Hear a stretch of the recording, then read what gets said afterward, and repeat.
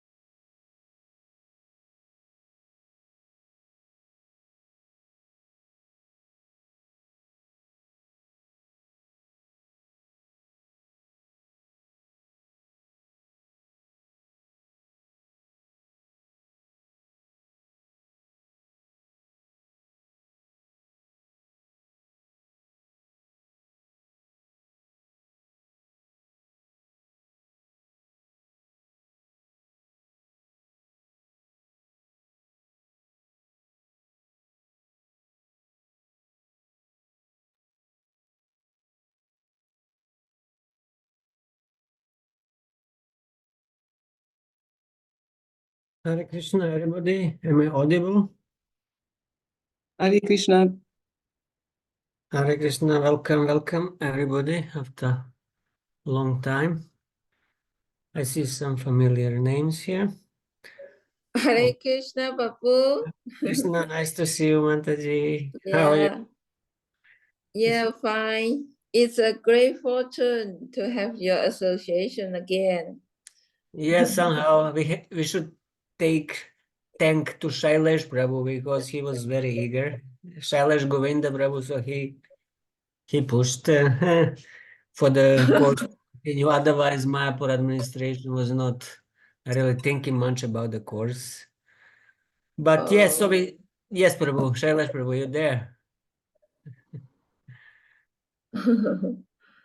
So we decided, although it's quite late, and generally in 2 months we're supposed to finish the course, but then we decided let's at least start now and see how long we can go. Otherwise, yeah. Very good. I was already ready to start in October. Well, thank you. Sorry, I couldn't unmute, so thank you for that. I was we're very grateful for you for the time you're spending to go through this with us. So really grateful, Prabhu. Thank you. Yeah, let's start. I'm in India next 2 months, April and May. Beginning of June, I'm supposed to go, and that time we might have some breaks, but I will try, if possible, to also have sessions from there. But I expect that at least for a couple of weeks I might not be able to do it. But let's see how it goes. So at least better to start than to wait for any further things. So yeah, let us start with some revision what we did in the previous years or 2 years. So this is Bhagavad Vichar course, and now we're on the canto 7. Last year we studied canto 6, and before that canto 5. And we know that Srimad Bhagavatam has 10 topics that are discussed. And they're all dispersed through all the 10 cantos, but some topics are more prominent in some cantos.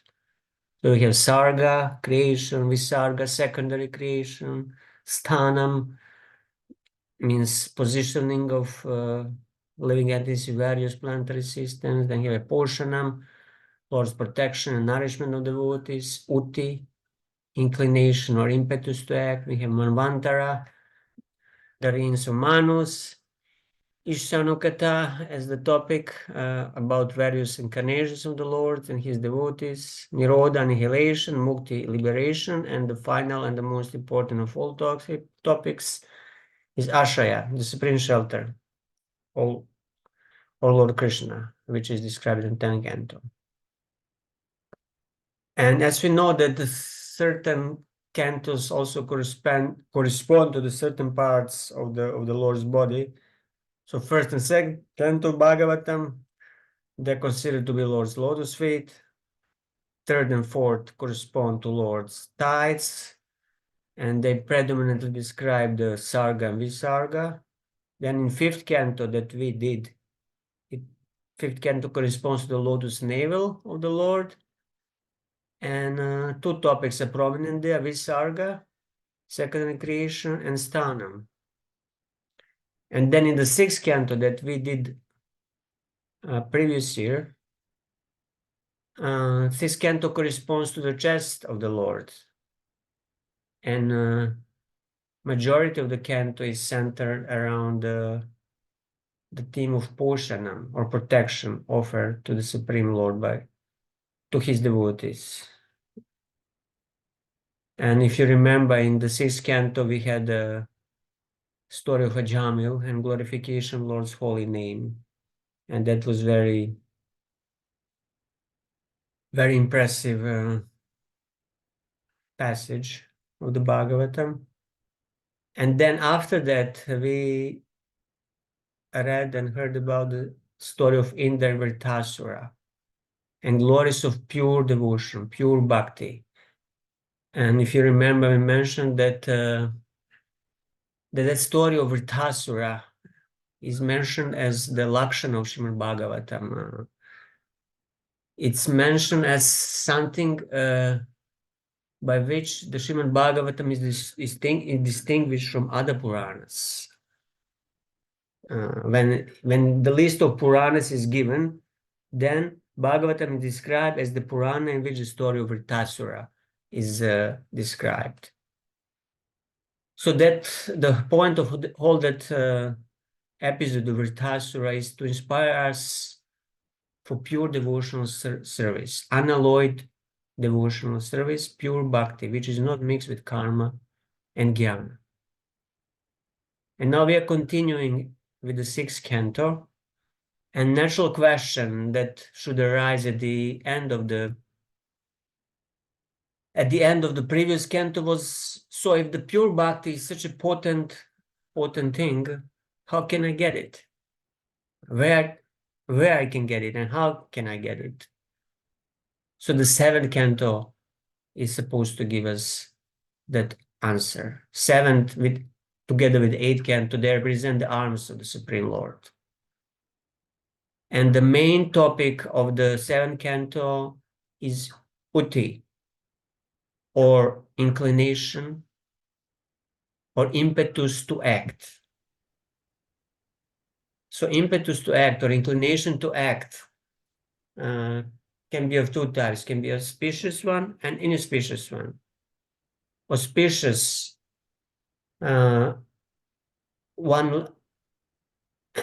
helps Jiva do the pious activities, while inauspicious ones makes Jiva do impious acts, which cause suffering. So both of them on the material platform, but there is an impetus also to do bhakti, which is above this pious and impious utis. So this is the force that is inside of us, and it's our nature that shapes our destiny, that makes us act in a certain way, creates certain type of karma, and the whole point of the 7th canto is to teach us how this inclination can be rectified, improved, changed for better. So the point of 7th canto is to teach us how to develop such a nature that is compatible with the bhakti, which is favorable to bhakti. But we'll speak about that later when it comes. I just want to shortly here mention about it. So in the 7th canto, we have first 10 chapters, which describes the famous story of Prahlad Maharaj and Lord Nrsimhadev and killing of demon Hiranyakashipu. And obviously there we have a clash of two mentalities, devotee mentality of Prahlad Maharaj and demonic mentality of Lord Nrsimhadev. But the point of all these 10 chapters is to describe the glories of pure bhakti, unalloyed bhakti. And then in the rest of the 5 chapters of the 7th canto, we have described Mishra Bhakti, mixed devotional service, which is done by the followers of Varnashrama Dharma. In the Mishra Bhakti, bhakti is mixed with karma or jnana, either as a major or minor element. So one can ask, so why now we are going back to the mixed devotional service after we were convinced about pure devotional service? So why Narada Muni has to teach Varnashrama now? I'll not answer that question now, we'll leave it for later. So I was planning to go through all the shlokas with the purpose of Srila Prabhupada. Then we have Vishnu Chakra Thakur's commentaries. And I was also thinking to include Jiva Goswami's commentaries, Krama Sandarbha commentaries. If you know the Jiva Goswami, he wrote 6 Sandarbhas, but the Krama Sandarbha is sometimes called 7 Sandarbha. Because in the 6 Sandarbhas, he doesn't go in order to Bhagavatam, but he comments based on Sambandha, Bhedya, and Prayojana. That's why he has a Tattva Sandarbha, Paratma Sandarbha, Bhagat Sandarbha, Krishna Sandarbha, Priti Sandarbha. So it's a thematically range. But in Krama Sandarbha, again, he follows the sequence of the flow of the Bhagavatam. So he goes shloka by shloka and comments there. But many times and often in this Krama Sandarbha, he quotes large portions of other Sandarbhas, like Paramatma and Tattva Sandarbha. So I think it could be helpful if we include this commentary of Jiva Goswami, although it might be quite long to go through it, but let's see how it goes. If it's too long, maybe we can sometimes skip it. So, okay, let me share my... The Sandarbhas and the commentaries, do we have a file that we can follow as well?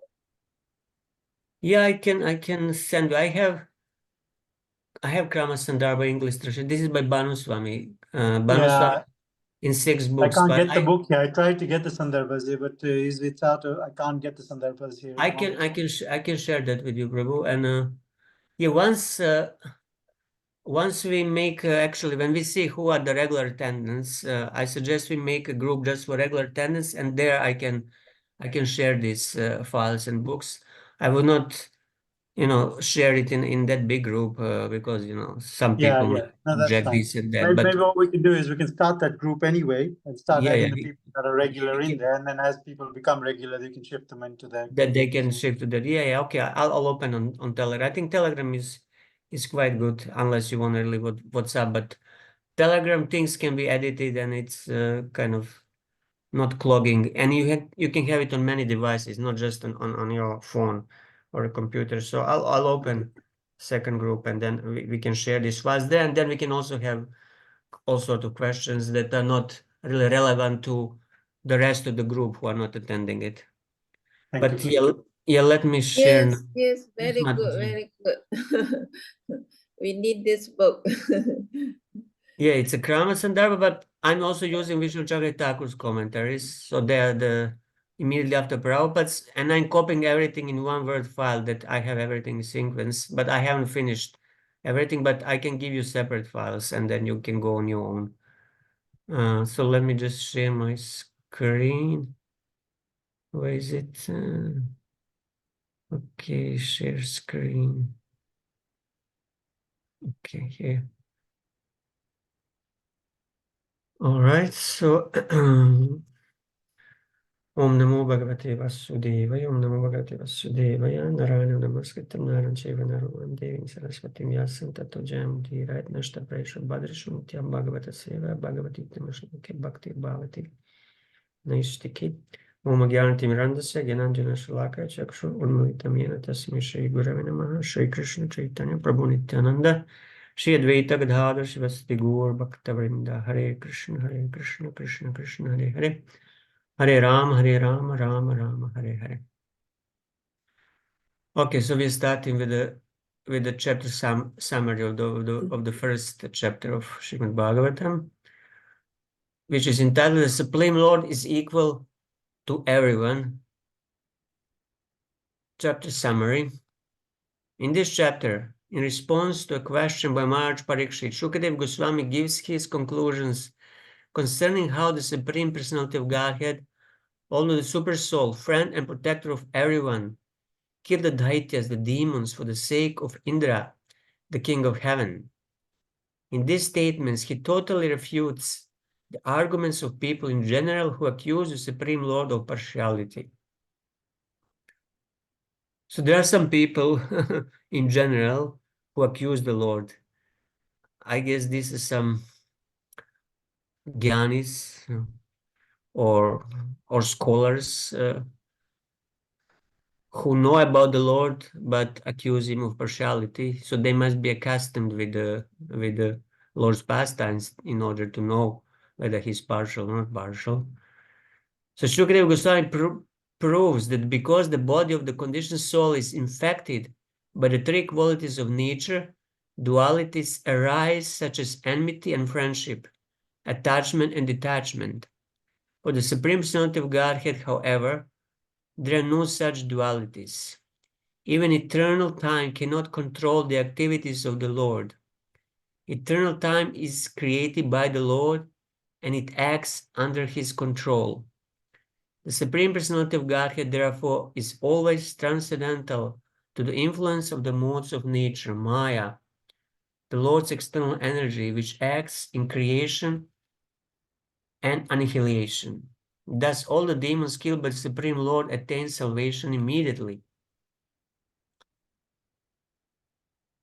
So this refers to the Krishna, because only demons killed by Krishna, they attain salvation immediately. If you remember, when the other incarnations kill the demons, they attain higher material status. Like when Ravana was killed by Lord Ramachandra, he became born as Shishupal. And previously to that, when Hiranyakashipu was killed by Lord Nrsimhadev, he was born as Ravana. So they didn't attain liberation immediately. So only when Krishna kills them, they immediately attain liberation. This is special quality of Krishna, as the Srimad Bhagavatam. The second question raised with Parikshit Maharaj concerns how Shishupal, although inimical towards Krishna from his very childhood and always blaspheming Krishna, attained salvation in oneness when Krishna killed him. Shukadeva Goswami explains that because of their offenses at the feet of devotees, two attendants of the Lord in Vaikuntha named Jai and Vijay became Hiranyakashipu and Hiranyaksha in Satya Yoga, Ravana and Kumbhakarna in next Yoga, Treta Yoga, and Shishupal and Dantavakra at the end of Dvapara Yoga. Because of their fruitive acts, Jai and Vijay agreed to become the Lord's enemies. And when killed in that mentality, they attain salvation in oneness. Thus, even if one thinks of the Supreme Personality of Godhead in envy, he attains salvation. What then is to be said of devotees who always engage in the Lord's service with love and faith? So this was the summary of chapter 1. So let us start with the first sloka. Sri Raju Vacha Samapriya Suhrit Brahman Bhutanam Bhagavan Swayam Indrasyarte Katham Daityan Avadhit Vishamo Yatha. King Parikshit inquired, my dear Brahmana, the Supreme Personality of Godhead Vishnu, being everyone's well-wisher, is equal and extremely dear to everyone. How then did he become partial like a common man for the sake of Indra and thus kill Indra's enemies?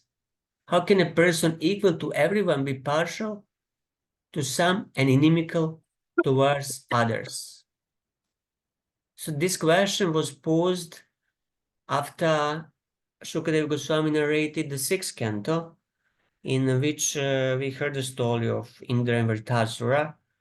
And it's a natural question. The Lord clearly sided with the demigods, with Indra, and helped them to kill Vritasura.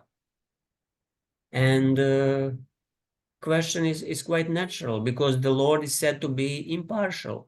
But now we see that he sided with demigods to kill the demon Vritasura. So we'll hear the answer to that in the following verses. Purport by Srila Prabhupada. In Bhagavad Gita 9:29, the Lord says, Samoham sarvabhuteshu name dveshyastina priyaha. I'm equal to everyone. No one is dear to me, nor is anyone my enemy. In the previous canto, however, it has been observed that the Lord sided with Indra by killing the demons on his account. Hata putra diti shakra parshni grahena vishnuna. Therefore, the Lord was clearly partial to Indra, although he is a super soul in everyone's heart. The soul is extremely dear to everyone, And similarly, the super soul is also dear to everyone. Thus, there cannot be any faulty action on the part of the super soul. The Lord is always kind to all living entities, irrespective of the form and situation. Yet he took the side of Indra just like an ordinary friend. This was the subject of Parikshit Maharaj's inquiry. As a devotee of Lord Krishna, he knew very well that Krishna cannot be partial to anyone. But when he saw that Krishna acted as the enemy of the demons, he was somewhat doubtful. Therefore, he posed this question to Shukdev Goswami for a clear answer. A devotee cannot accept that Lord Vishnu has material qualifications. I think the better word here would be material qualities, but anyway, we understand what Prabhupada meant, material qualities. Maharaj Parikshit knew perfectly well that Lord Vishnu, being transcendental, has nothing to do with material qualities. But to confirm his conviction, he wanted to hear from the authority Shukadev Goswami. Srila Vishwanath Thakur says, Samasya Katham Vaishamyam. Since the Lord is equally disposed toward everyone, how can he be partial? Priyasya Katham Asureshu Prityabhava. The Lord, being the super soul, is extremely dear to everyone. Why then should the Lord display unsympathetic behavior toward the asuras? How is this impartial? Suhridas Chakatam Tesh Vasauhardam. Sauhardam. Since the Lord says that he is Suhridam Sarvabhutanam, the well-wisher of all living entities, how could he act with the partiality by killing demons?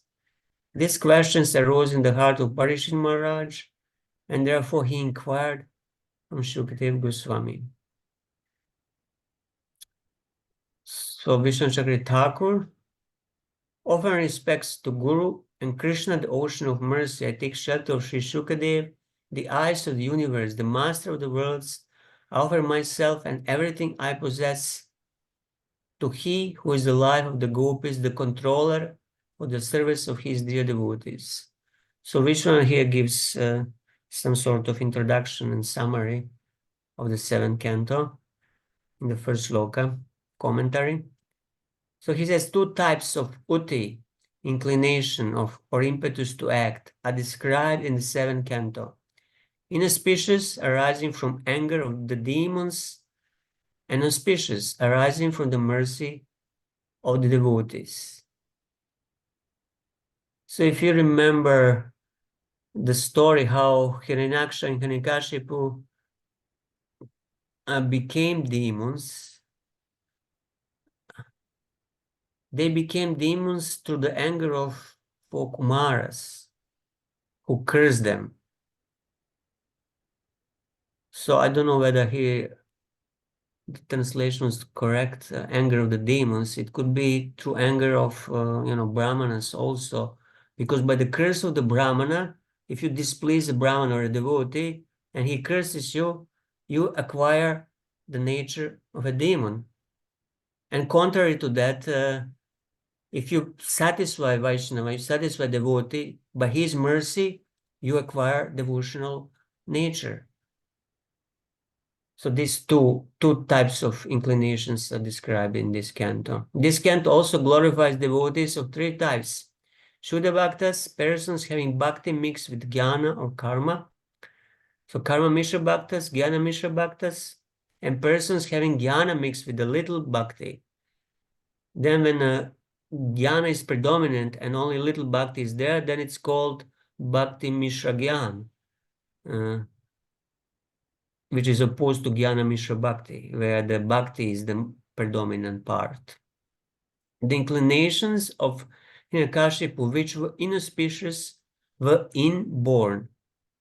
That means that he was, from the previous birth, he acquired these qualities through the curse of Kumaras. The cause was the ancient anger of the Kumaras, the inclination for pure bhakti of Prahlad, his son, which was very auspicious, I rose from accepting mercy from Narada's feet. So when did Prahlad Maharaj accept this mercy? Anybody remembers? If you remember the Kayadu, mother of Prahlad Maharaj, Narada Muni was teaching her Bhagavatam while Hiranyakashipu was doing tapasya. And the baby in the womb, little Prahlad, he was also listening Bhagavatam. So in this way, he accepted the mercy of Narada Muni. But also in the previous life, he got that inclination to the mercy of Bhaktivedantas. In the previous life, and as the son of the maidservant, that story also we already heard in Bhagavatam. And to the mercy of these Bhaktivedantas, he acquired devotional nature. Oh, no, this is about Narada. I mixed up something. Sorry, this is about Narada. We're talking about Prahlad. Yeah. But Prahlad, there is also the story of Prahlad's previous birth in some of the Puranas. As I remember, what was it that he fasted for Nrsimha Chaturdashi, and as the result of that, he acquired Sukriti to be born as Prahlad. Something like that was there. Plus the mercy of Narada when he was in the womb. That bhakti which appears within the devotees gave rise to the Lord's mercy upon him and protected him from the king. That creeper of bhakti, growing in great field composed of humility, respect, and other qualities, is nourished by the devotee by watering it through hearing and chanting. So interesting thing here that bhakti needs good field to grow. And that good field is humility, respect, and other good qualities. Otherwise, if the bhakti is growing in the field full of weeds, meaning full of demoniac qualities, it will not be nourished and it will not grow properly. It will be very difficult for it to grow. The growth will be stunted. So the topic of 10 chapters is pure bhakti. 5 chapters show how bhakti attained through a guru of similar bhakti is a minor element of karma and jnana, or a major element with a mixture of karma or jnana in order to attain one's respectively. If you have any questions, please ask anytime. This process is gradually become the states of prema, shanta bhakti, and liberation. These are the topics of the chapters of the 7th canto. In the first chapter, Shukdev dispels doubts about partiality in Vishnu and briefly relates the story of the 3 births of Jan Vijay. In the previous canto, it was said that Diti, whose 2 sons had been killed by Vishnu, who was instigated by Indra, burned with anger, inflamed by lamentation. Parishit, as if not tolerating partiality of Vishnu in favoring Indra, but actually understanding the truth, desired to relish the nectar of the conclusion from the mouth of Shukadev. Therefore, he asked this question in 3 verses. If the Lord is equal, how can he show partiality? If he is affectionate to all beings, why is the Lord not affectionate to the demons? If he is the friend of all beings, why is he not friendly to the demons? So these are all legitimate questions that Krishna, Yes. Prabhu, Yes.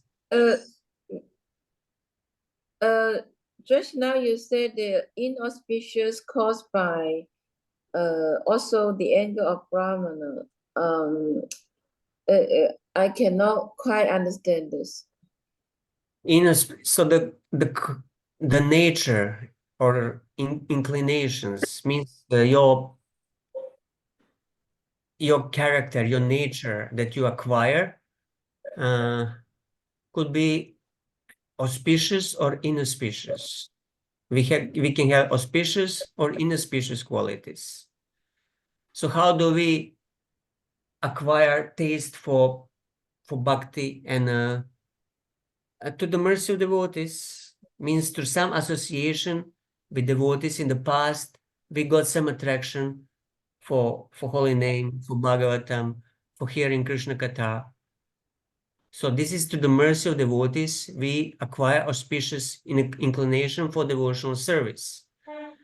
And contrary to that, with the inauspicious association, with the association of materialistic people, we get polluted and acquire negative qualities, like anarthas that arise in the heart through this asat sangha.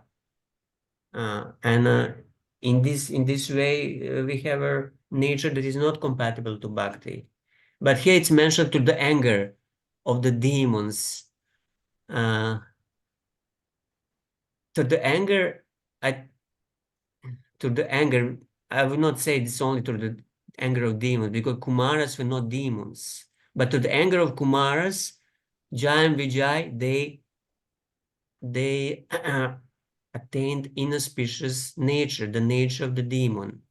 They were cursed by Kumaras, and to that curse, to displeasure of devotees like Kumaras, they attained inauspicious nature, inauspicious, and they perform inauspicious activities as the demons.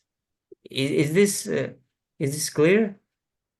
When someone is curses, even if he is not the Kumaras at that point, they were pure Brahmanas, but they were not, devotees yet. They were kind of on the verge of becoming devotees. But still, to their displeasure and to their anger, that was enough, to give Jai and Vijay inauspicious inclinations. That means the nature of a demons. And then they were born full with the demoniac qualities, as Hiranyakashipu and Hiranyakashipu, just by displeasing the Brahmanas. And on the other side, you can find many examples. Like the Narada Muni was one example of that boy, of a maidservant who was just a simple boy. But because he pleased that great souls who were doing Chaturmasya and stayed at the house of his mother, because he pleased them and ate their remnants, he was blessed with a taste for bhakti. So he attained a devotional nature. That was from the mercy of devotees. So two types of natures we can have: demoniac and the devotional. Okay, thank you very much. Okay, let's go now to the Krama Sandarbha of Jiva Goswami. Here we have again the verse and translation of Bhanusan. Well, I'll not read it. Generally, his translations are kind of more concise and more literate. Prabhupada sometimes in his translation incorporates more in order to explain it. So Jiva Goswami, he comments here, it's a short commentary. As Paramatma, he is equal to all, and Bhagavan, he acts for everyone's benefit, Suhrit, and is the object of love.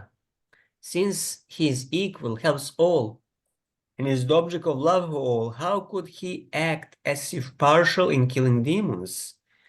He did not act as helper or object of love.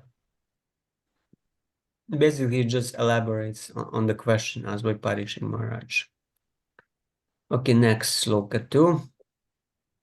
Na hyasyartha suraghanai sakshan nishreya satmana naiva surebhyo vidvesho nodvegash chagunasyahi. Lord Vishnu himself, the Supreme Personality of Godhead, is the reservoir of all pleasure. Therefore, what benefit would he derive from siding with the demigods? What interest would he fulfill in this way?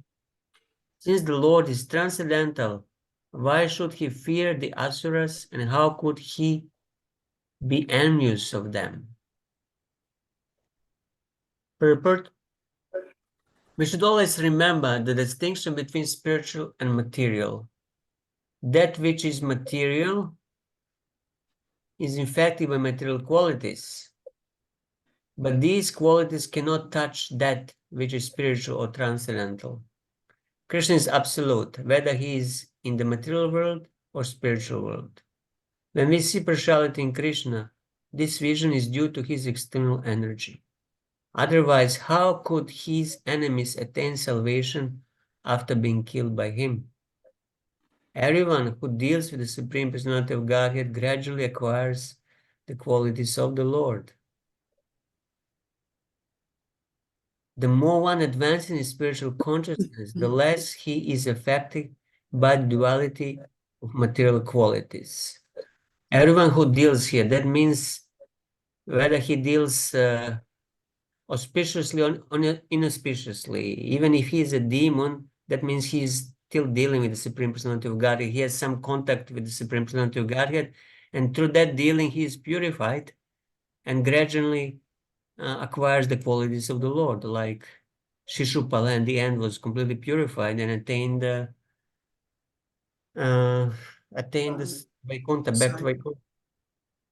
The more one advances in spiritual consciousness, the less he is affected by duality of material qualities. The Supreme Lord, therefore, must certainly be freed from these qualities. His enmity and friendship are external features presented by the material energy. He's always transcendental. He's absolute, whether he kills or bestows his favor. Envy and friendship arise in one who is imperfect. We fear our enemies because in the material world, we are always in need of help. The Lord, however, does not need anyone's help. He is Atmarama. The Lord says in Bhagavad Gita, Patram Pushpam Phalam Toyam Yome Bhaktya Parayachati Tadaham Bhatyupaharitam Ashnami Prayatatmana. If devotee offers me with devotion a little leaf, a flower, fruit, or water, I shall accept it. Why does the Lord say this? Is he dependent on the offering of the devotee? He's not actually dependent, but he likes to be dependent upon his devotee. This is his mercy. Similarly, he does not fear the asuras. Thus, there is no question of partiality in the Supreme Personality of Godhead. Vishnu Chakri Thakur, one cannot say that the Lord will derive happiness from the devatas and thus side with them. So he has nothing to gain from the devatas. It's not that he made a deal and the devatas will give him something in return for the protection. He has a swarup, atma, of the highest bliss, nishrayasa. Nothing else can produce happiness in him. And one cannot say that the disturbances of the demons make him suffer, and thus he hates them. He has no anxiety from demons and no hatred of them because he's beyond the gunas. So basically, he's not affected either by the benefits he can attain from the demigods or from the disturbances from the demons. So this is not motivation for his actions. Neither demigods nor the demons make him act in certain way. He's completely free to do as he likes. Third, somehow Jiva Goswami here, I'm missing few shlokas with the Jiva Goswami's commentaries. Iti na sumaha bhaga narana gunan prati sanshayas sumahan jatas tad bhavansh chetam arhati. O greatly fortunate and learned Brahmana, whether Narayan is partial or impartial, he has become a subject of great doubt. Kindly dispel my doubt with the positive evidence that Narayan is always neutral and equal to everyone. So he wants some positive evidence to restore his faith that he is neutral and equal to everyone. Prabhupada, since Lord Narayan is absolute, his transcendental qualities are described as one. Thus his punishments and his offerings of favor are both of the same value. Essentially, his inimical actions are not displays of enmity toward his so-called enemies. But in the material field, one thinks that Krishna is favorable to devotees and unfavorable to non-devotees. When Krishna finally instructs in Bhagavad Gita, Sarvadharma Parityaja, Mam Ekam Sharanam Vraja, this is meant not only for Arjuna, but for every living entity within this universe. The only one who is in the material field can think that Krishna is favorable to devotees and unfavorable to non-devotees. Krishna is favorable to everybody because all living entities are his parts and parcels. And Vishwanath, guna means Narayana's displaying of favoring and disfavoring. Gunan and Narayana Gunan, the qualities of Narayana, Srila Prabhupada translates. Fourth and fifth, Shri Rishi Ruvacha, Sadhu Prishta Maharaja, Haresh Charitam Adbhutam, Yad Bhagavata Mahatmyam, Bhagavad Bhakti Vardhanam, Gyate Paramam Punyam, Rishibir Naradadibhi, Natva Krishnaya Munaye, Katta Ishe Hare Katham. The great sage Shukadev Goswami said, my dear king, you have put before me an excellent question. This course is concerning the activities of the Lord, in which the glories of his devotees are also found, are extremely pleasing to devotees. Such wonderful topics always counteract the miseries of the materialistic way of life. Therefore, great sages like Narada always speak upon Srimad Bhagavatam because it gives one the facility to hear and chant about the wonderful activities of the Lord. Let me offer my respectful obeisances unto Srila Vyasadeva, and then begin describing topics concerning the activities of Lord Hari. So Srila Shukadeva Goswami is very pleased that he got excellent question. The speaker also is inspired and motivated when somebody asks good question. Purport. In this verse, Shukadeva Goswami offers his respectful obeisances Krishnaya Munaye, which means to Krishna Dvaipayana Vyas. One must offer one's respectful obeisances to one's spiritual master. Shukadeva Goswami's spiritual master is his father Vyasadeva, and therefore he first offers his respectful obeisances to Krishna Dvaipayana Vyasa, and then begins describing topics of Lord Hari. Whenever there is opportunity to hear about the transcendental activities of the Lord, we must take it. Sri Chaitanya Mahaprabhu recommends Kirtaniya Sada Hari. One should always engage in Krishna Katha by chanting and talking about Krishna and hearing about him. This is the only occupation of a Krishna conscious person. Prabhupada is very emphatic here. Whenever there is opportunity to hear about Krishna, we must take it. And Vishwanath Chakravarti Thakur, this is the correct question. Because by that question, the activities of the Lord must necessarily be described to answer you. Krishna means to Vyasa. So this is a good question because in order to answer these questions, one must speak about the Lord and glorify the Lord. So that's why it's a auspicious question. And Krama Sandarbha of Jiva Goswami. So now he quotes in this Krama Sandarbha commentary, he quotes directly Paramatma Sandarbha because he already discussed this in Paramatma Sandarbha. So he repeats it here because it's relevant to this particular shloka. In Paramatma Sandarbha, he was elaborating topically, but now he extracts from there and puts it back here. So he says, O king, what you have asked, you have considered thoughtfully, sadhu, but the activities of the Lord are extraordinary, adbhutam. They're subject to deliberation, for though the Lord is equal to all, he appears to be unequal. In those activities, yet there is increase of bhakti for the Lord and glorification of devotees such as Prahlad. The Lord does everything for these devotees and not for others. This will become apparent in the story. In the commentary, Sridhar Swami says, I offer respects to astonishing Nrsimha, the form of the highest bliss, who killed the enemy, showing favor to his devotee. Yete paramam punyam rishibir naradhadivi nayamunaye katta ishe hare katham. This topic, giving the highest piety, is sung by sages like Narada, offering respects to Vyasadeva. I'll speak about the Lord. Okay, this was the shloka that we actually already read. I'll speak about this topic, which is sung by sages like Narada, giving the highest merit. The pronoun yat is understood. It's suggested here that the sages sing this topic to give happiness to devotees.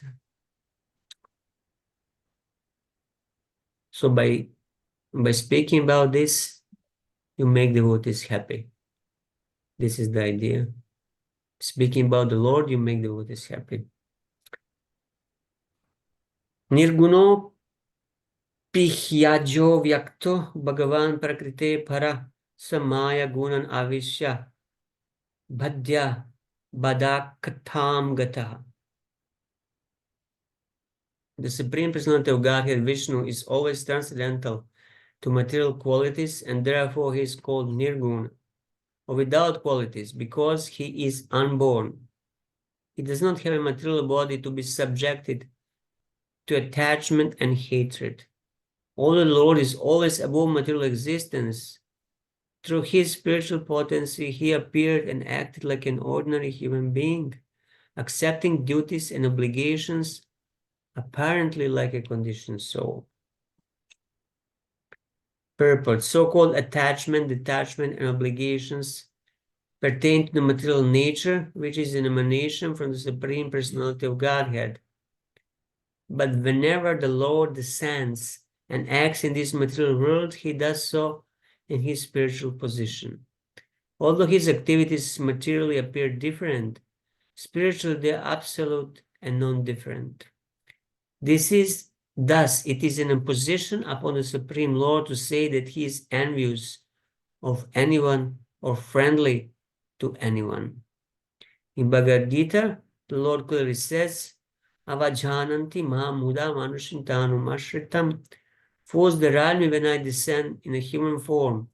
Krishna appears on this earth or within this universe without any change in his spiritual body or spiritual qualities. Indeed, he is never influenced by the material qualities. He is always free from such qualities, but he appears to act under material influence. This understanding is aropita, or an imposition. Therefore, Krishna says, Janma karma chame divyam. Whatever he does, being always transcendental, has nothing to do with material qualities. Evam yoveti tattvata. Only devotees can understand the truth of how he acts. The fact is that Krishna is never partial to anyone. He is always equal to everyone. But because of imperfect vision, influenced by material qualities, one imposes material qualities upon Krishna, and when one does so, he becomes a muda, a fool. When one can properly understand the truth, one becomes devoted and nirguna, free from material qualities. Simply by understanding the activities of Krishna, one can become transcendental, and as soon as one is transcendental, he is fit to be transferred to the transcendental world. Tattva dehar punarjarma naiti man eti sorjuna. One who understands the activities of the Lord in truth is transferred to the spiritual world after he gives up his material body. So imposing material qualities on Krishna is something that is done by those who are in a material consciousness and who themselves have material qualities, and their own impurities they project on Krishna. So this sometimes we also say that we see anarthas in other persons because we have them, you know. You see that somebody has this or that fault because we have the same fault in our own heart and we are just projecting it on others. Otherwise, person who is pure, he doesn't really notice these imperfections in others unless he has to deal with them or something. But generally, we project our bad qualities on others. So similarly here, it's explained that materialistic persons, they project their material understanding on Krishna, who is completely beyond all material understanding. And Vishwanath, situated adhisthaya in the gunas, he seemed to take on the qualities of being oppressed by the gunas or oppressing gunas. The quality of unequal vision is imposed on the Lord, the controller of the gunas.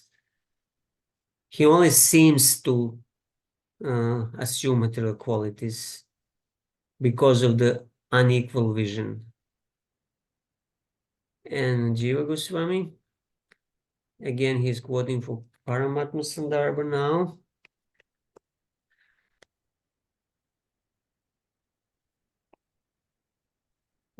Since the Lord is beyond Prakriti, he is devoid of material gunas. Thus he is without birth, eternally existing. And thus he is self-manifesting in his body avyakta. He cannot be revealed by others since he does not have material body and senses. He is devoid of attraction and repulsion arising from material gunas.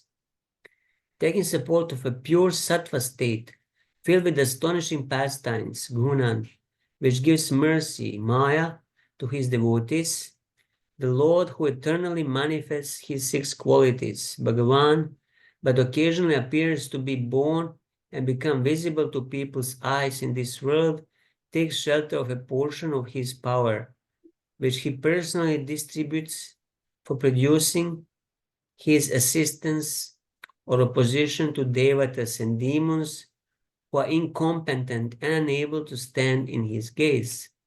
He arranges for defeat or victory for them, Badya Bhada Katham Gatha, giving an additional portion of his power to the opponents for creating variety in fighting pastimes. He arranges for defeat of the devatas. So sometimes Lord, sides with the demons by empowering them to defeat the devatas.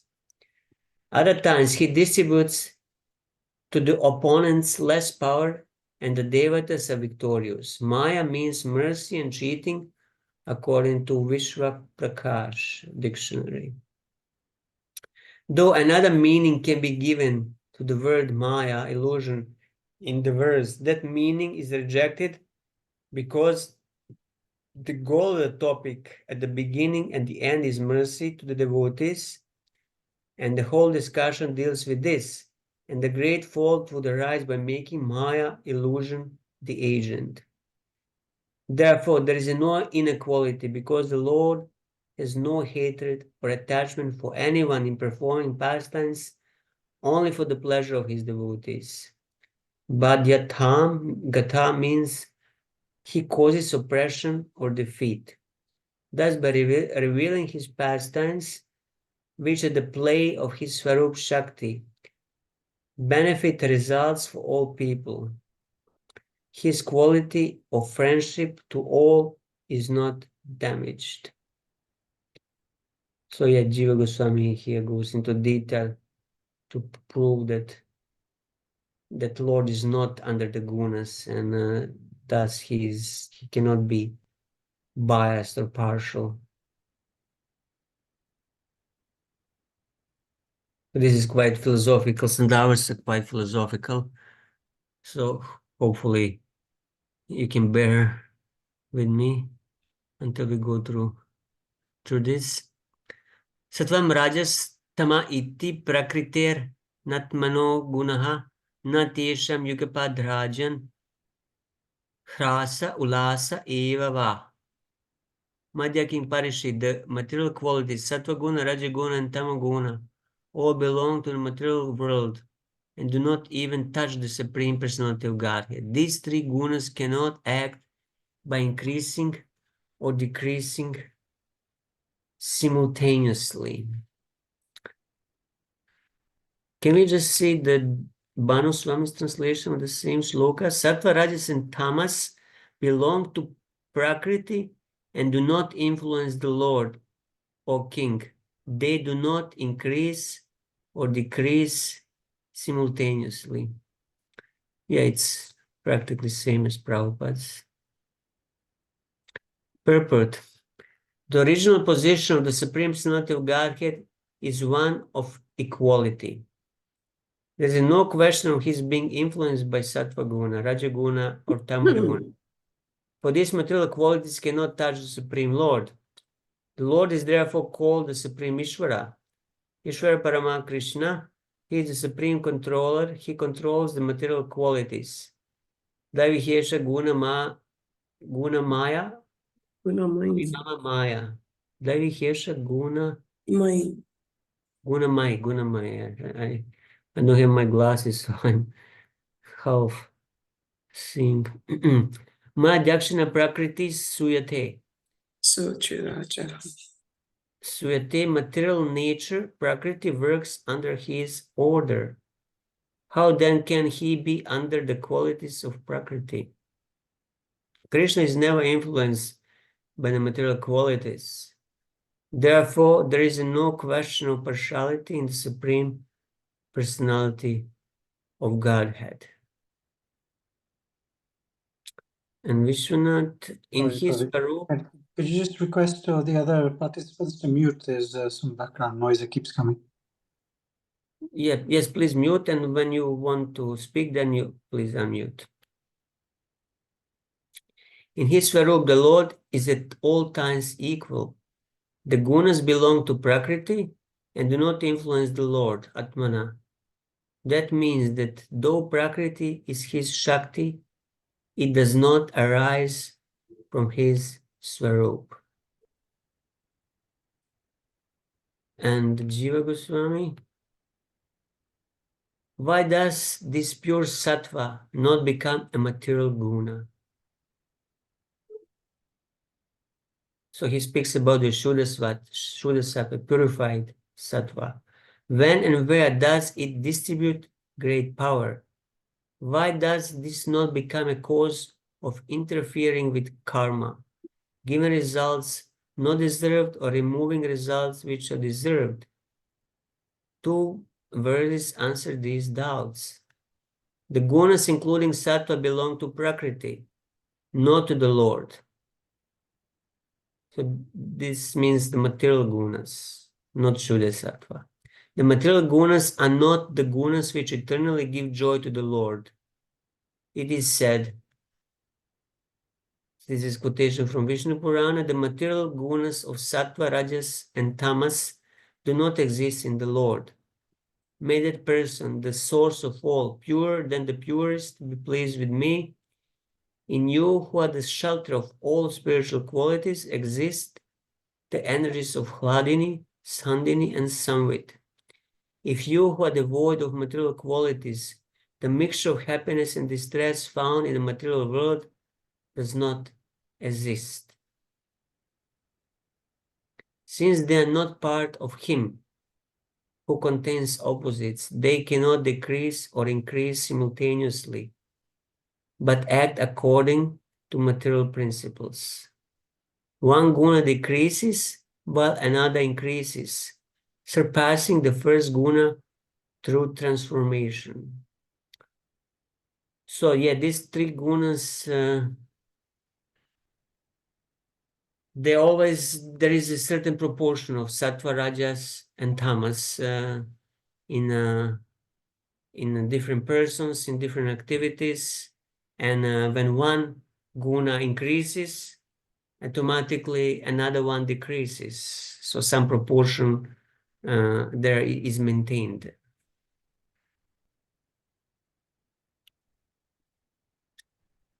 Yeah, so this was all about the gunas, and that the Lord is completely beyond them. He has nothing really to do with them. And this is the proof that he is not partial.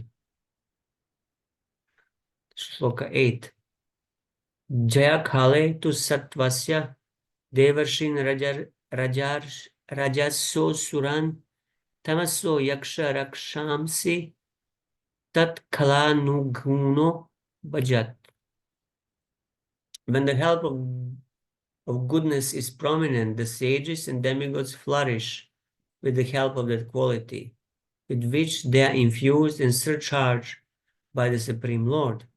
Similarly, when the mode of passion is prominent, the demons flourish. And when ignorance is prominent, the yakshas and rakshasas flourish. The Supreme Personality of Godhead is present in everyone's heart, fostering the reactions of Sattva Guna, Raja Guna, and Tamaguna.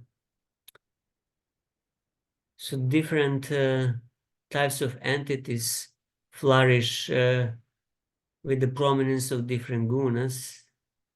Can I ask, what's the difference Yes. in the definition, your English definition of demons compared to the Sanskrit definition of yakshas and rakshasas? But the demons English word is very kind of generic and the broad word.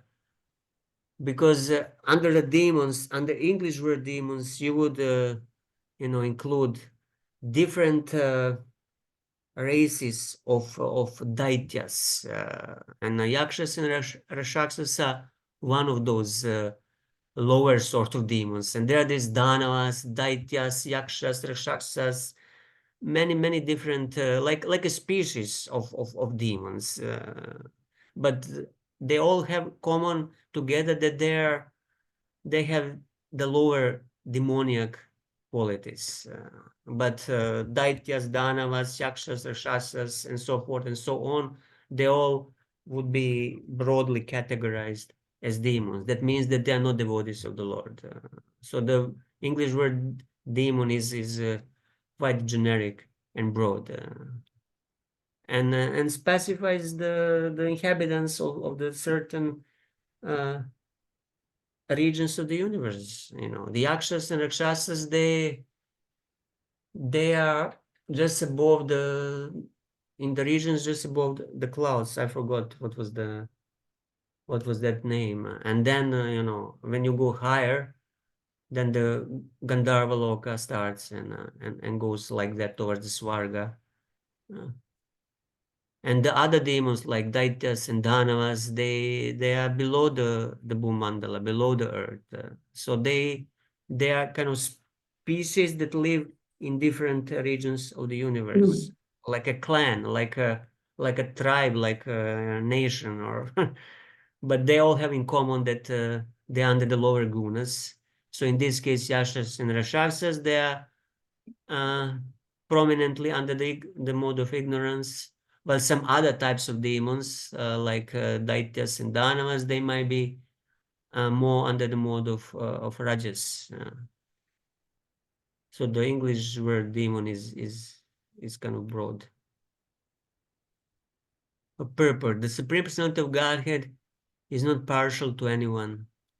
The conditioned soul is under the influence of the various modes of material nature, and behind material nature is the Supreme Personality of Godhead. But one's victory and loss under the influence of Sattva-guna, Rajaguna, and Tamaguna are reactions of these moods, not of the Supreme Lord's partiality. So Jiva Goswami in the Bhagavad Sandarbha has clearly said, I'll skip the Sanskrit. So now even Prabhupada is quoting Sandarbhas.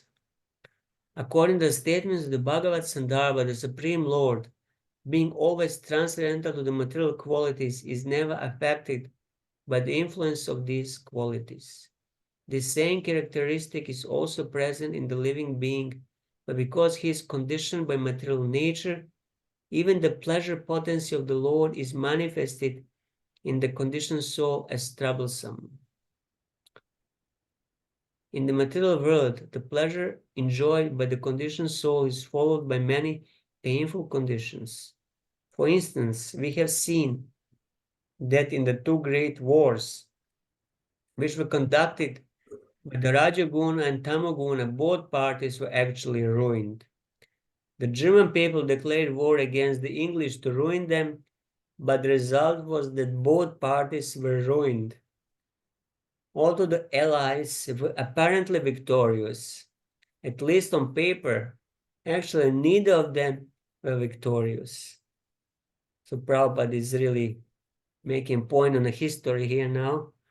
We always thought, yeah, they were allies, they were victorious, but actually neither of them were victorious. Therefore, it should be concluded the Supreme Personality of Godhead is not partial to anyone. Everyone works under the influence of various modes of material nature, and when the various modes are prominent, the demigods or demons appear victorious under the influence of these modes. Everyone enjoys the fruits of his qualitative activities. This is also confirmed in Bhagavad Gita. The manifestations of the modes of goodness can be experienced when all the gates of the body are illuminated by knowledge. O chief of the Bharatas, when there is an increase in the modes of passion, the symptoms of great attachment, uncontrollable desire, hankering, and intense endeavor develop. O son of Kuru, when there is an increase in the mode of ignorance, madness, illusion, inertia, and darkness are manifested. The Supreme Personality of Godhead, who is present in everyone's heart, simply gives the results of the increase in the various qualities, but he is impartial. He supervises victory and loss, but he does not take part in them. The various modes of material nature do not work all at once. The interactions of these modes are exactly like seasonal changes. Sometimes there is an increment of Rajaguna, sometimes of Tamaguna, and sometimes of Sattvaguna. Generally, the demigods are surcharged with Sattvaguna, and therefore when the demons and the demigods fight, the demigods are victorious because of the prominence of their Sattvaguna qualities. However, this is not partiality of the Supreme Lord. So in other words, one can choose his own guna and in this way, attain results corresponding to that guna, and it has nothing to do with the partiality of the Supreme Lord. Demons can also come to the Sattva guna and be victorious, but then they would not be called the demons anymore. And Prahlad Maharaj, he's also calling sometimes himself as a demon because he comes from demoniac family, but that doesn't mean that he has demoniac qualities. He's just coming from the Danava clan, from the demoniac group of living entities, but he himself is a devotee in a pure Sattva guna. And it's interesting that interchanging of these gunas, they can be even in one person. You can see yourselves in some periods, you are more under the influence of Sattva guna, and then of course during the night we are under the influence of tamas, and then in the morning is very difficult to wake up. And then when the around the noon, the rajas become strong and we are influenced by it. And then we run here and there and do our work. And then in the morning, especially during the Brahma Muhurta, Sattva is very strong. And that's why it's recommending for spiritual activities, because the mind is peaceful through the influence of the Sattva guna. So the secret is somehow to increase the influence of Sattva guna in order to be successful. So Vishwanath Thakur commentary, just 1 minute.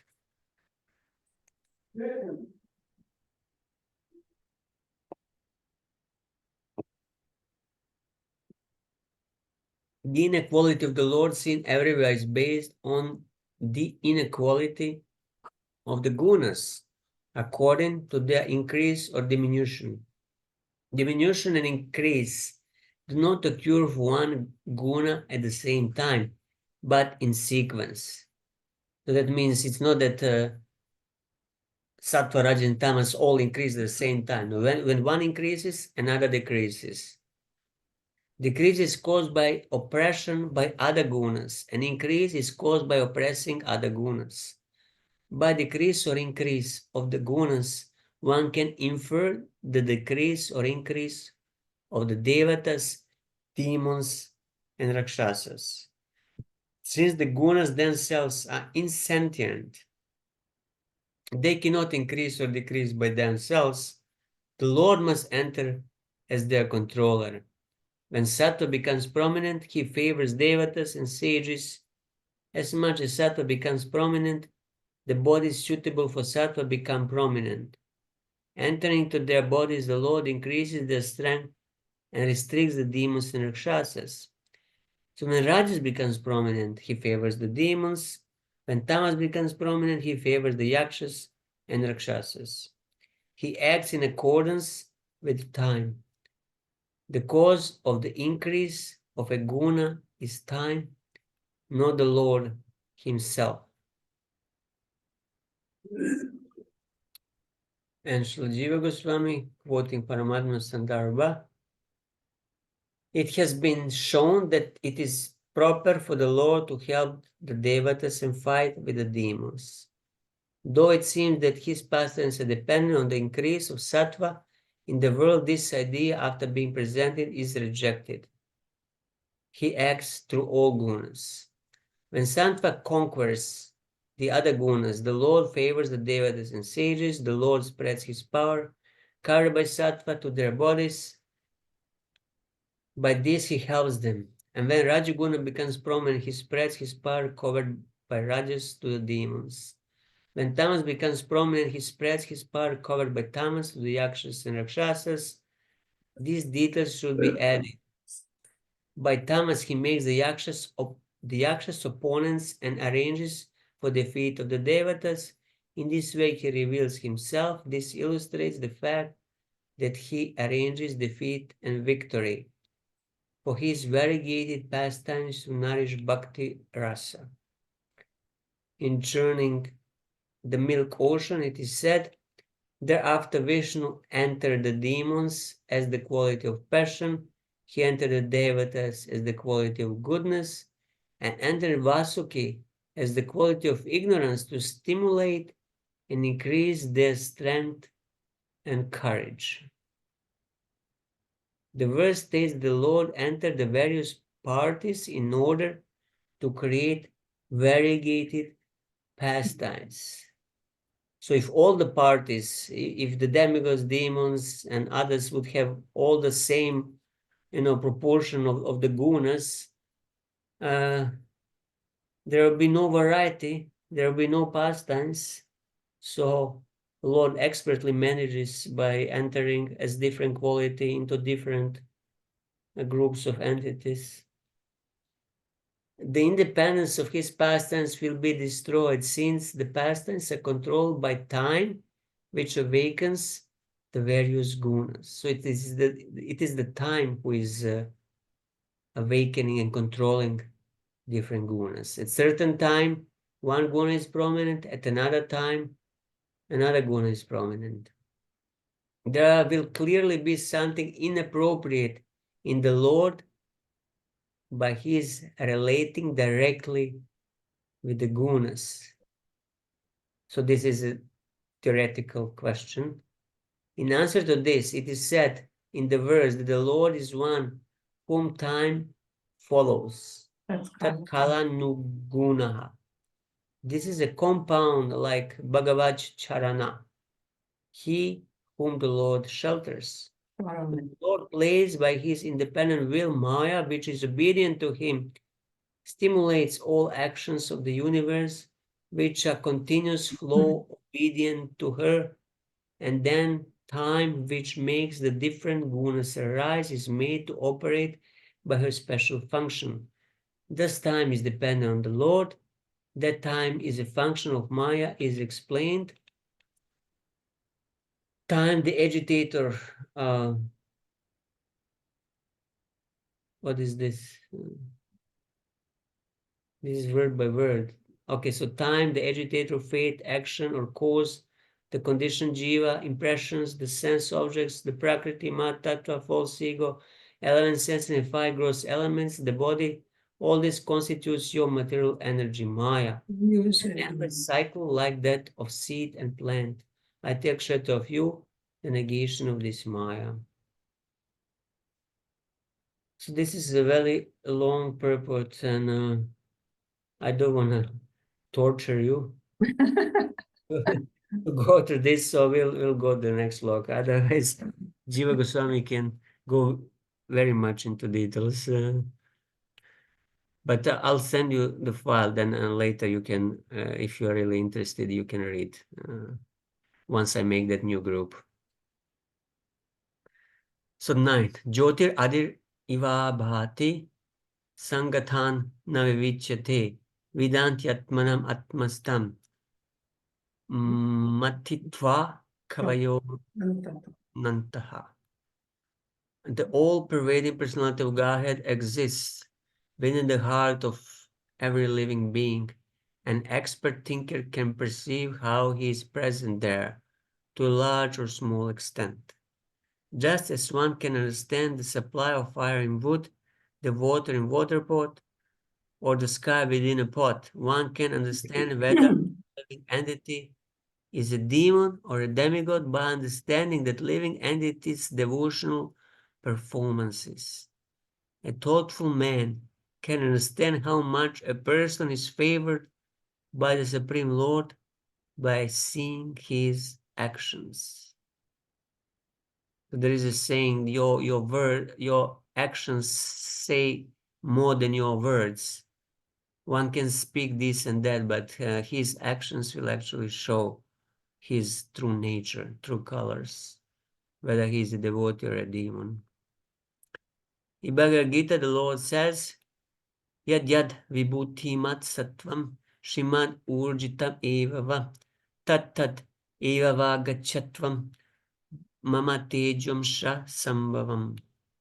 Know that all beautiful, glorious, and mighty creations spring from but a spark of my splendor. We have the practical experience of seeing that one person is able to do very wonderful things, whereas another cannot do those same things and cannot even do things that require only a little common sense. You know this, that somebody cannot sometimes do something that requires only a little common sense. Sometimes it happens. And therefore, how much a devotee has been favored by the Supreme Personality of Godhead can be tested by the activities the devotee has performed. In Bhagavad Gita, the Lord also says, Teshan sarada yuktanam bhajatam pritipurvakam tadami buddhi yogam tam yenamam uppayantite. To those who are constantly devoted and who worship me with love, I give understanding by which they can come to me. This is very practical. A teacher instructs the student if the student is capable of taking more and more instructions. Otherwise, in spite of being instructed by the teacher, the student cannot make strides in his understanding. This has nothing to do with the partiality. And Krishna says, Teshans tadata yuktanam bhajatam priti purvakam tadami buddhi yogam tam. This indicates that Krishna is prepared to give bhakti yoga to everyone, but one must be capable of receiving it. That is the secret.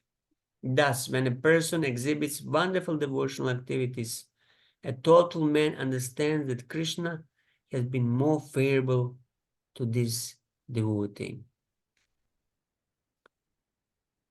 So Prabhupada is actually the best example of this because he spread the Krishna consciousness all over the world, and that is certainly wonderful devotional activities. And on the basis of that, we can understand that Krishna has shown his full mercy on Srila Prabhupada. This is not difficult to understand, but envious persons do not accept that Krishna has bestowed his favor upon a particular devotee in accordance with his advanced positions. So here Srila Prabhupada actually speaks of some of his god brothers who were somewhat envious of him at the time. Such foolish persons become envious and try to minimize an advanced devotee's activities. That is not Vaishnavism. A Vaishnava should not appreciate the service rendered to the Lord by other Vaishnavas. Therefore, a Vaishnava is described in Srimad Bhagavatam as Nirmatsara. Vaishnavas are never envious of other Vaishnavas or of anyone else, and therefore they are called Nirmatsaranam Satam. As Bhagavad Gita informs us, one can understand how one is saturated with Sattva Guna, Rajaguna, and Tamaguna. In the examples given herewith, fire represents the mode of goodness. One can understand the constitution of a container for wood, petrol, or other inflammable substances by the quantity of the fire. Similarly, water represents Rajaguna, the mode of passion. A small skin and a vast Atlantic Ocean both contain water, and by seeing the quantity of water in a container, one can understand the size of the container. The sky represents the mode of ignorance. The sky is present in a small earthen pot and also in outer space. Thus, by proper judgment, one can see who is a devata or demigod and who is an asura, yaksha or rakshasa, according to the quantities of sattva guna, rajaguna, and tamaguna. So even the demons, asuras, they contain some quantity of sattva guna. Just proportionally, it's much less than other two gunas, raja and tamaguna. But everybody has in himself certain proportions, sattva, rajas, and tamas. But in the demigods, sattva is predominant. In asuras, in Rajaguna and Yakshas and Rajashas, Tamaguna is prominent. One can judge whether a person is a Devata, an Asura, or a Rakshasa by seeing him, but a sane man can understand this by the activities such a person performs. A general description is given in the Padma Purana. Vishnu Bhakta Smarto Daiva Asurastad Vipadyaya. Devotee of Lord Vishnu is a demigod, whereas an asura or yaksha is just the opposite. An asura is not a devotee of Lord Vishnu. Instead, for his sense gratification, he is a devotee of the demigods, bhutas, pretas, and so on. See, even the asuras, they are devotees of somebody, but generally not of Vishnu, but they are devotees of other powerful entities in order to gain material benefit from them. From Krishna, they cannot gain anything material. That's why they're not interested in worshiping Krishna. Thus, one can judge who is a Devata, who is a Rakshasa, and who is an Asura by how they conduct their activities. The word Atmanam in this verse means Paramatmanam. The Paramatma or Super Soul is situated in the core of everyone's heart. Antatha. This is confirmed in Bhagavad Gita. Ishvara Sarvabhutanam Hrideshe Arjuna Tishtati. The Ishvara, the Supreme Personality of Godhead, being situated in everyone's heart, gives directions to everyone in terms of one's capabilities in taking the instructions. The instructions of Bhagavad Gita are open to everyone, but some people understand them properly, whereas others understand them so improperly that they cannot even believe in the existence of Krishna, all through reading Krishna book.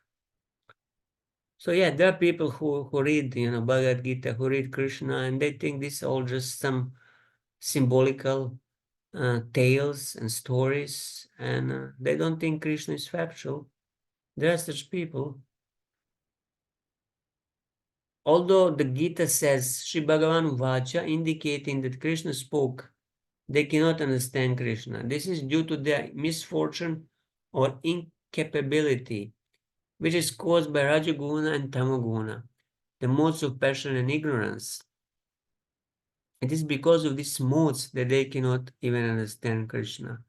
Whereas an advanced devotee like Arjuna understands him and glorifies him, saying, Param Brahma, Param Dhama, Pavitram Paramam Bhavan. You are the supreme Brahman, the supreme abode and purifier. Krishna is open to everyone, but one needs the capability to understand him. By external features, one cannot understand who is favored by Krishna and who is not. According to one's attitude, Krishna becomes one's direct advisor, or Krishna becomes unknown. This is not Krishna's partiality. It is his response to one's ability to understand him. According to one's receptiveness, whether one is a Devata, Asura, Yaksha, or Rakshasa, Krishna's quality is proportionally exhibited. So in other words, one can be in a body of Yaksha or Rakshasa or whatever body, but if he is receptive to the super soul within his heart, Krishna will reciprocate and guide him. There was that son of Bhima with the Hidimba Rakshasi, and he had a Rakshasa body, but still he was fighting on the side of Pandavas, and he had a devotional nature, although born in a Rakshasa body. So this proportionate exhibition of Krishna's power is misunderstood by less intelligent men to be Krishna's partiality, but actually it is no such thing. Krishna is equal to everyone, and according to one's ability to receive the favor of Krishna, one advances in Krishna consciousness. Srila Vishwanath Chakravarti Thakur gives a practical example in this connection. In the sky, there are many luminaries. At night, even in darkness, the moon is extremely brilliant and can be directly perceived. The sun is also extremely brilliant. When covered by clouds, however, these luminaries are not distinctly visible. Similarly, the more one advances in Sattva Guna, the more his brilliance is exhibited by devotional service, but the more one is covered by Rajaguna and Tamaguna, the less visible his brilliance, for he is covered by these qualities. The visibility of one's qualities does not depend on the partiality of the Supreme Personality of Godhead. It is due to various coverings in different proportions. Thus one can understand how far he has advanced in terms of Sattva Guna and how much he is covered by Rajaguna and Tamaguna. Just one note here that not automatically by being in Sattva Guna or making progress in Sattva Guna one becomes devotee, because bhakti is not dependent on any gunas, and bhakti is given by bhakta, by another devotee. So one still has to have mercy in order to start and make progress in devotional service. So there are some people who are quite sattvic, the impersonalists, yogis. They can be very sattvic, have a very sattvic lifestyle. Or nowadays in the West, there are people who follow morality principles just because this is their style of life. They're vegetarians. They follow all the principles and quite sattvic and clean people, but still they have no interest in Krishna. They're not devotees, although they're sattvic. So sattva guna is not enough. On another side, there are people who are completely in tamaguna, but somehow, if they get the mercy of devotee, they become themselves devotees, and then gradually work their way out of that tamaguna. In Prabhupada's time, many of the hippies, they were dirty, they were in tamaguna. But by Prabhupada's grace, they became devotees and gradually they raised themselves to the gunas. Although it's not very easy, you know, if somebody is deeply in the tamoguna, but still, if he gets the mercy of pure devotee, gradually he will get out of it. So the gunas are not the only thing that is determining one's bhakti. But performing devotional service in a mode of goodness is much easier than performing it in tamoguna, because tamoguna is just pulling you down. It's like trying to drive a car with the brake pressed on. So at the same time you have a brake and you are pushing the gas pedal. So it's very difficult, but it's not impossible because bhakti is not obstructed by anything material. Oh, Vishnacharya Thakur has very long purport here. Okay, let's just read Vishnacharya Thakur's, but maybe in the future, if I have time, I could go through it and see where he has something new, not just to overlap with the Prabhupada, but otherwise we are repeating things. Example is given to show how, with the increase or decrease of a guna, the body is suitable to the guna increase or decrease. Fire is latent in a wood, water is in a cup, and ether is in a pot.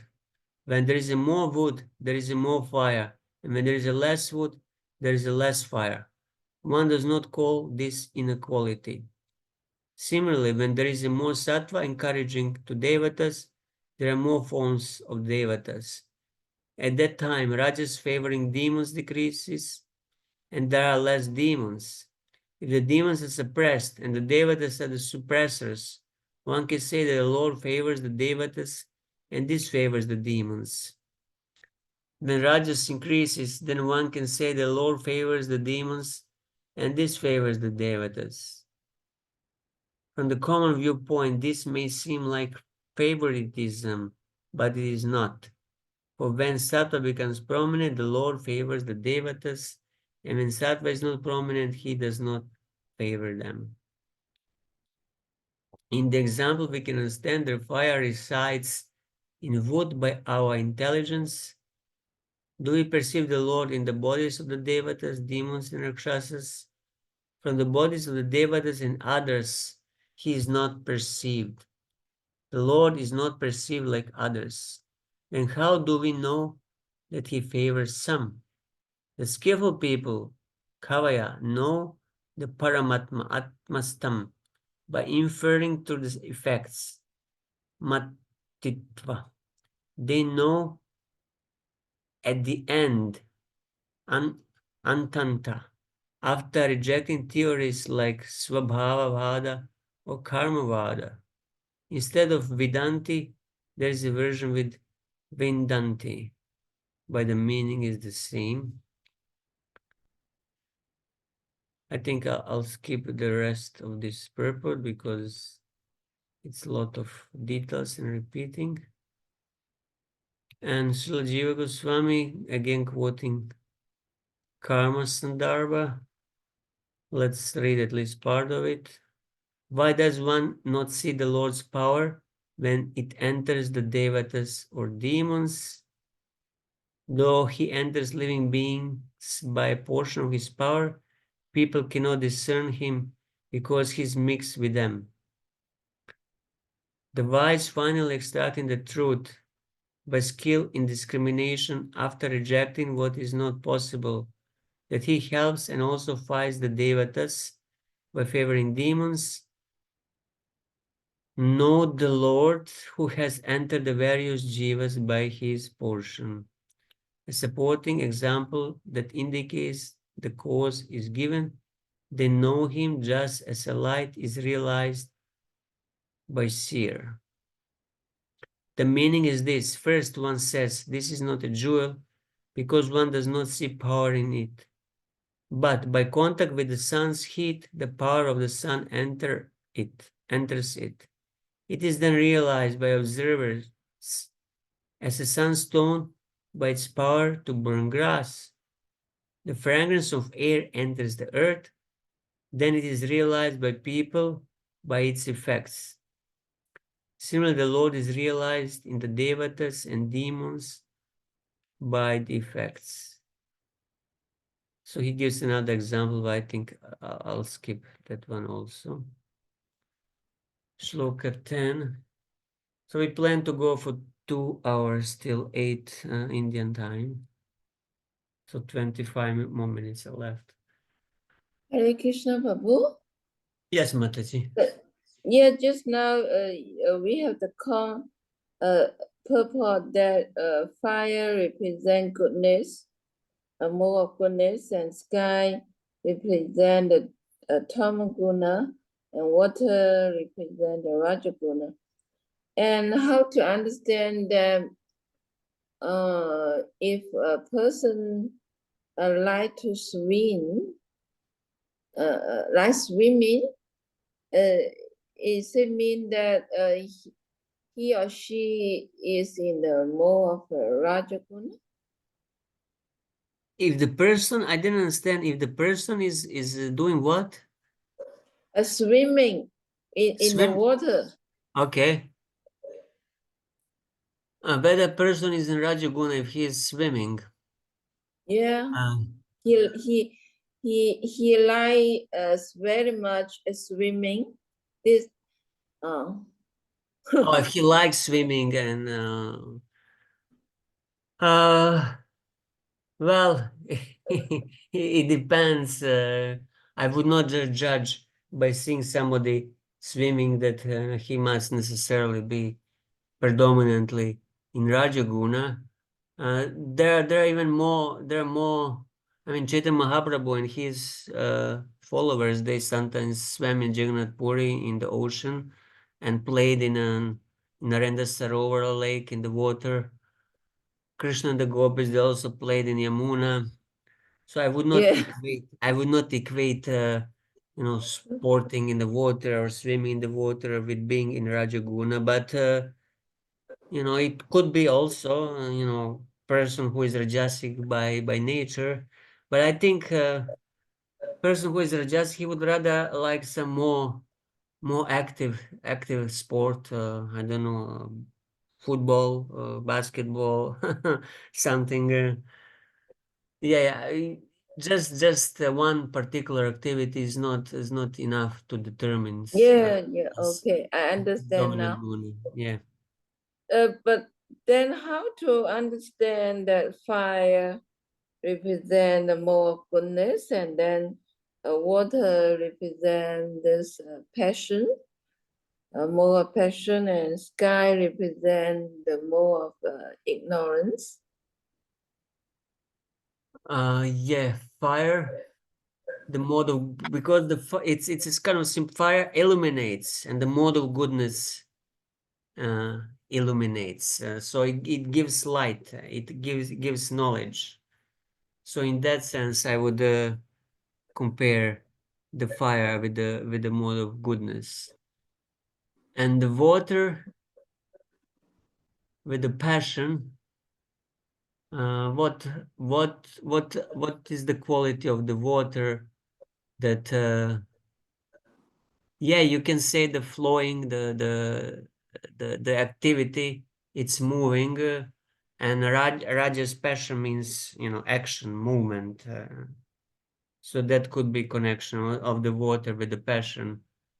And what did you say represents the Rajaguna, the Tamaguna? The air, Sky, the sky, the ether, the sky. yeah.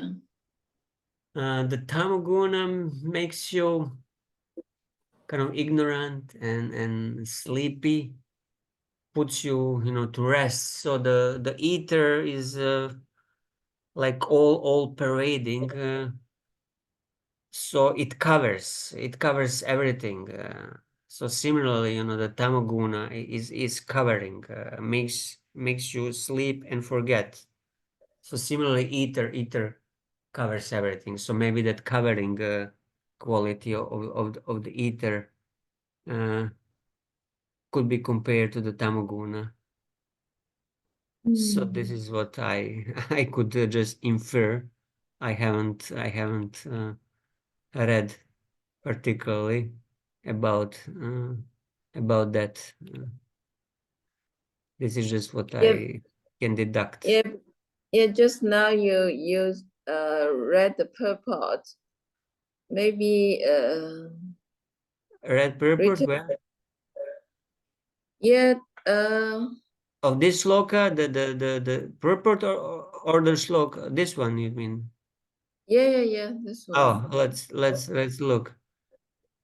Okay, just as one can understand the supply of fire in wood, the water in water pot, or the sky within a pot, one can understand whether living entity is a demon or demigod by understanding that living entity's devotional performances. Oh, an expert thinker can perceive how he is present to a large or small injustice, and one can understand the supply of fire in a wood. So the fire is present in a wood in a potential form, and one who has intelligence, he can perceive the fire in the wood. He knows that by lighting by certain process that the fire can manifest from the wood. And when he sees the water pot, he can also deduct that the water is contained in that water pot. The water in a water pot or the sky within a pot. Also, the ether pervades everything. So the sky is, the ether is present, the pot. So by understanding this, one can understand whether a living entity is a demon or demigod by understanding the living entity's devotional performances. So by observing somebody and his activities, you can understand his position, you can understand his character, you can understand who he is, in the same way as you can understand this material object that are given in a comparison. You can understand that wood can produce fire, that water is contained in the water pot, or that there is some, also sky or ether in the pot. It's just a comparison that by observing different material objects, you can understand certain things about them. So in the similar way, by observing living entities' activities, you can understand whether he has demoniac or a divine nature. I think this is just a comparison. Let's see how Banuswami translates, because Banuswami also had translation of this. The Lord resides in all beings, just as a fire resides in wood. See, he translates a little different. Just as a fire resides in a wood, so the fire is present in potential form in the wood. Water in a cup or ether in a pot. But he is not perceived when one sees material bodies. So when you just see the material body from outside, you don't see the Lord, but he's present. But the one who is wise, he knows that Lord is there. So the wise know that the Paramatma is situated in all beings by inferring him through the effects after discarding false doctrines. So the one who has proper knowledge, he knows that the Lord is present in the hearts of everybody. But those who are deluded, who are not wise, who are under the influence of the false doctrines, they don't know that the Lord is present in the heart. So this is just a comparison that some intelligent knowledge is necessary to perceive fire in the wood, water in a cup, or ether in a pot. But if one is ignorant, he will not be able to. If one is foolish, he will not perceive fire in the wood, water in a cup, or ether in a pot. In similar way, he will not perceive the Lord in the hearts of other living entities. So this is what is meant by this. Probably he goes more elaborately, but it's more or less the same. But I think I found somehow this translation more straightforward. It's just a comparison. Jyotir adir iva bhati sangitam na vivichyate. Yeah. Okay. Yeah. This is Okay. the. Thank you very much. It's analogy and comparison, just to make, just to point that we need proper knowledge to perceive the Lord in the hearts of living entities. Yeah. Whilst you're out of the flow of reading, Prabhu, can I ask a more generic question as well? Yes, please. So I presume there is also the kind of the tattva with the kind of the oneness and difference at the same time going on here as well, Avida Chaitanya, because essentially Krishna also says in the Bhagavad Gita for 7 or 8 verses in chapter 12 that devotees with certain qualities is very dear to him. He repeats it over and over again, finally saying he's very, very dear to me. So somebody that's dear to him with these qualities implies partiality, yet he's not impartial. Yeah, because everybody has opportunity to acquire these qualities and to become dear to the Lord. So all living entities have opportunity to right association, to acquire the qualities that endear him to the Lord. So it's again, the Lord is impartial. He's giving opportunity to everybody. But then it's our choice whether we choose to associate with this guna or that guna, acquire that quality or that quality.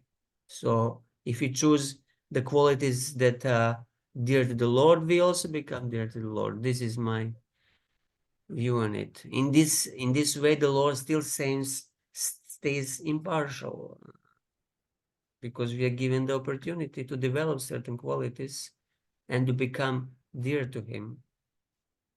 So the demons also have an opportunity to associate with devotees and become devotees. Like Prahlad Maharaj, he was born as in a family of demons, but because he associated with Narada Muni, he acquired divine qualities, and in this way he became dear to the Lord.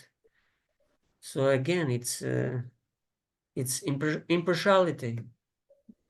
Lord is not biased. Is it okay, or you still have Yes, something? no, perfect, Prabhu. Thank you. Okay, let's go maybe one more.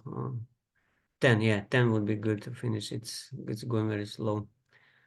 Yadasi strikshu pura atmana paro rajasrijat yesha pritak svamayaya satvam vichi trashu riram surishvara shaishya manastama irayatyaso. Translation. When the Supreme Personality of Godhead creates different types of bodies, offering a particular body to each living entity, according to his character and fruitive actions, the Lord revives all the qualities of material nature, sattva guna, rajaguna, and tamaguna.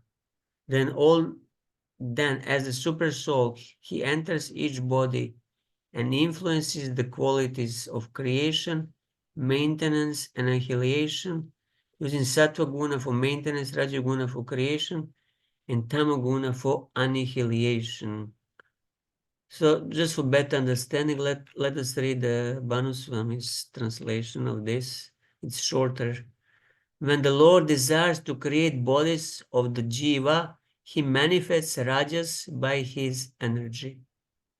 When he desires to have pastimes, he manifests sattva, and when he desires to destroy, he inspires tamas. And now purport by Srila Prabhupada. Although material nature is conducted by the three qualities, sattva guna, rajaguna, and tamaguna, nature is not independent.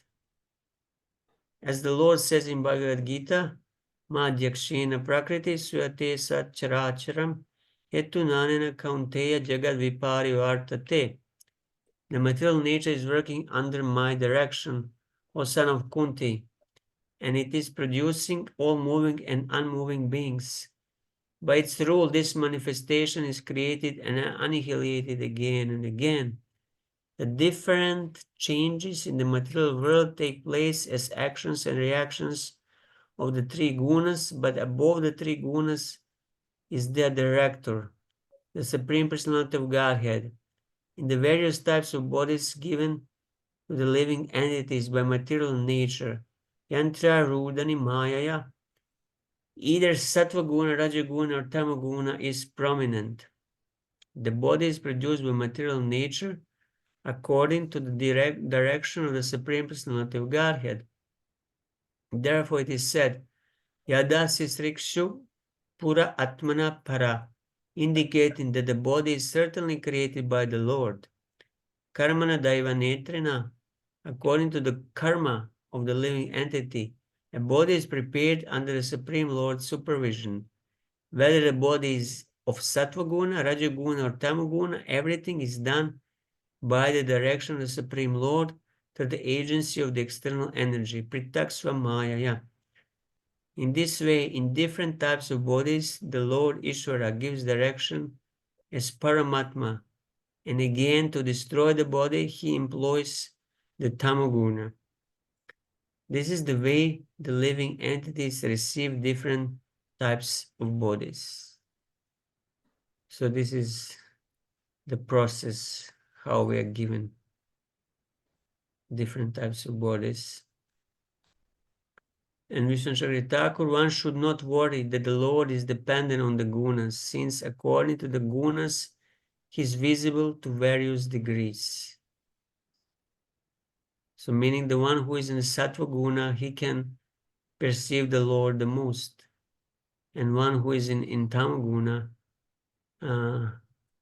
his eyes are covered the most, so he cannot perceive the Lord very much. His creation of the gunas takes place without effort. When the Lord desires to create bodies for enjoyment of the jiva, he manifests rajas separately, which was previously situated in equilibrium. When he desires to enjoy in various bodies of the living entities to protect the righteous, he manifests sattva separately. When he desires to destroy, he inspires tamas separately. So Lord is the controller of the gunas, and he manipulates them at certain times for certain purposes, whether he wants to create, destroy, or maintain.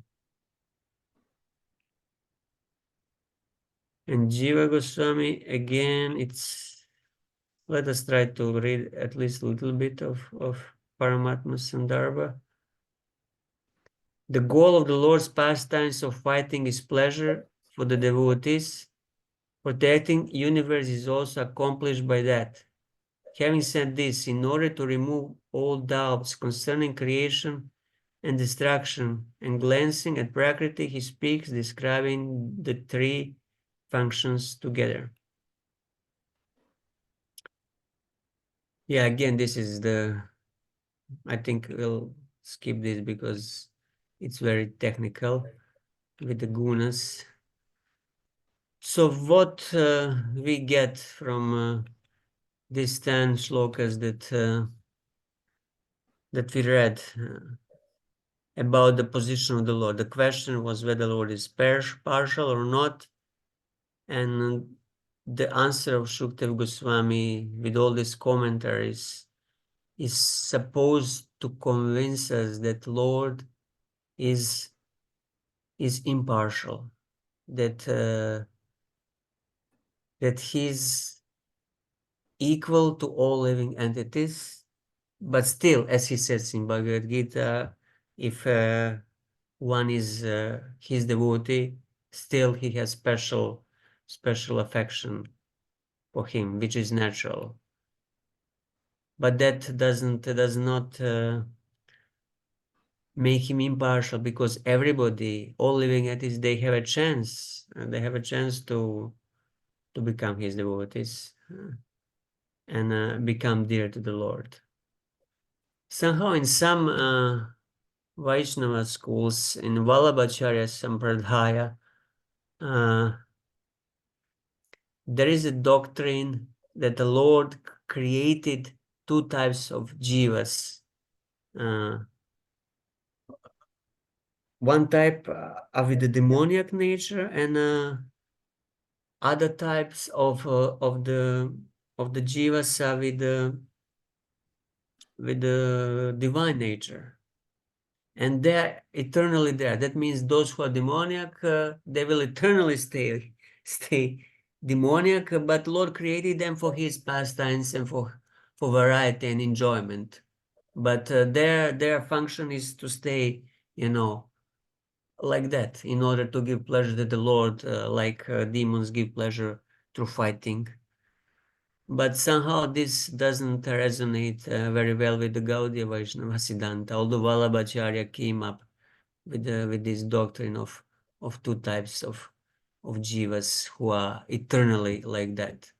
But no, our position, Gaudiya Vaishnava Siddhanta, is that all jivas and, Jivera Swarupa Hoy Nitya Krishna Das, that they are all by their constitutional nature servant of Krishna, and they all can develop bhakti and love for Krishna. So just by different sort of association, they can be put in different sort of material conditions, but in their pure form, they're all devotees of the Lord, and they're all dear to the Lord. So that's why the Lord is impartial, because everybody is constitutionally His servant, His devotee. Just it's a matter of being covered or not covered. So from that perspective, it's quite obvious and clear that the Lord is impartial and He gives equal opportunity to everybody. But of course, bhakti is given through mercy, and generally that mercy can be either mercy of a Lord directly Himself, or which is more often the mercy of Lord's devotees. So if one gets the mercy of the devotee, he acquires propensity for performing devotional service, and in this way he develops divine qualities and becomes dear to the Lord. And once he develops pure prema bhakti, he is the most dear, and then Lord will do everything for him. But everybody has that opportunity to become so dear to the Lord, because the devotees, they distribute their mercy causelessly. The bhakti is causeless. For example, if somebody, there is a harinam on the street, the devotees are singing or distributing books, do they choose when they sing who is passing by? No, by accident, some person is just passing by and he hears the harinam and he's influenced by it. So it's causeless. He had the good fortune to pass by and hear the harinam or get the book or get the prasadam. So devotees are trying to give the mercy to everybody. But again, yeah, it's how receptive one is. It's a question whether he will accept or not the book or prasadam. Sometimes some people who pass by the harinam, they even try to close their ears because somehow they have antagonism and their inclination is completely opposite. So they don't want to hear it, but still somehow they hear it and they get purified. So that's why Prabhupada was happy when in the newspapers they would even criticize devotees, because still they chanted the name of Krishna, and everybody who reads, he'll get benefited. Anyway, these are just some thoughts on this impartiality of the Lord. If you have any thoughts, comments, or questions, otherwise it's already 8 o'clock here. Probably much be more late in China, and Yeah. Sorry, It's 10:30. 10:30. Oh my God! Wow, it's quite late for you. Thank you for bearing Yeah. with us. So anyway, so we'll then continue next Wednesday. I'll in the meanwhile I'll make that another group, and then I'll post in the main group, and then you can just join that group, and there I will share the material. I think I'll make also this recording available in that other group. But I'll still keep posting the invitation in the main group. So nice to see you all, or at least see your names. Subhadra Mataji, Shantirupa Mataji, Shailesh Prabhu, and Chatura Mataji. Dhanashri Mataji is also there. Hare Krishna. Nice to see you. And yeah, I'll think how to do with these commentaries, because sometimes they can be quite elaborate, and it could be excruciating sometimes to go through all of them. If I would have time to pre-digest them and read them and then just to select some parts. Otherwise, we'll see how to do it. But thank you all very much, and I'll see you next Wednesday. Thank you, Prabhu. Thank you, Okay. Prabhu, for starting Thank again. you very Yeah, much. thank you. Haribo. Yeah. Hour? Will we keep the same hour? Same hour for now. I'll post it. Yes, Mataji Dhanashri. Same hour, 6 o'clock. Is it okay for you? It's a little late, but it's okay. I can still attend, but You I can just still manage. ask. See. Let's keep it for now like this, but we might adjust in the future. But just for now, let's keep it. Thank Okay. you. Okay. Thank you. Thank you. Thank you very much.